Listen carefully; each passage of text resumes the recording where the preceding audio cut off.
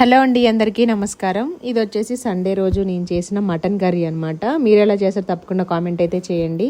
ముందుగా మటన్ అయితే కొంచెం సాల్ట్ వేసి నీట్గా క్లీన్ చేసి పక్కన పెట్టేసాను. అలాగే ప్రెషర్ కుక్కర్ తీసుకొని 3 స్పూన్స్ ఆయిల్ యాడ్ చేసుకొని పచ్చిమిర్చి ఉల్లిపాయ బాగా ఫ్రై చేసుకోవాలి. దీంట్లోనే మనం మటన్కి సరిపడా 1/2 కిలో మటన్కి 2 స్పూన్ల కారము, 2 స్పూన్ల ఉప్పు, 2 స్పూన్ల అల్లం వెల్లుల్లి పేస్ట్, పచ్చి ధనియాల పొడి 1 స్పూను, వేయించిన ధనియాల పొడి 1 స్పూను, కొంచెం కొత్తిమీర, కొద్దిగా నూనె, నిమ్మరసం ఇష్టం ఉంటే వేసుకోండి.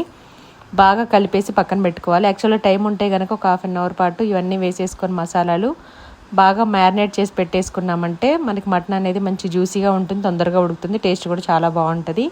ఇప్పుడు మనం పోపు వేసుకున్న ఆనియన్స్, పచ్చిమిర్చి బాగా ఫ్రై అయ్యాయి కదా, దీంట్లో 2 స్పూన్ల అల్లం వెల్లుల్లి పేస్టు, కొద్దిగా పసుపు వేసుకొని బాగా మిక్స్ చేసుకోవాలి. దాని తర్వాత మనం మ్యారినేట్ చేసి పెట్టుకున్న మటన్ యాడ్ చేసుకొని బాగా మిక్స్ చేసుకోవాలి. ఈ ప్రాసెస్ అయితే చాలా సింపుల్ అండి. అలాగే మటన్ మిక్స్ చేసుకునే గిన్నె ఉంది కదా, దాంట్లో టీ గ్లాస్ వాటర్ వేసుకొని పక్కన పెట్టండి. ఈ మటన్ మొత్తం నూనెలో బాగా ఉడికిన తర్వాత పచ్చివాసన ఏమీ లేకుండా ఉన్నప్పుడు అలా ఉడికించేసుకొని దాని తర్వాత మనం మిక్స్ చేసి పెట్టుకున్న వాటర్, కొంచెం కొత్తిమీర వేసేసుకొని 4-5 విజిల్స్ రానివ్వాలి. లిక్విడ్లా కావాలంటే ఇలాగా, లేదంటే కొంచెం సేపు మనం ప్రెజర్ తీసిన తర్వాత ఇంకాసేపు అలా ఉడికించాను.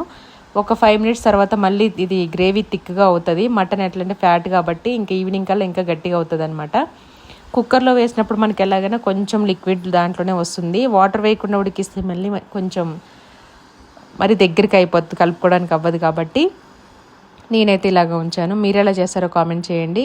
ఒకవేళ కొత్తగా చూసేవాళ్ళైతే తప్పకుండా సబ్స్క్రైబ్ చేసుకోండి. Thank you.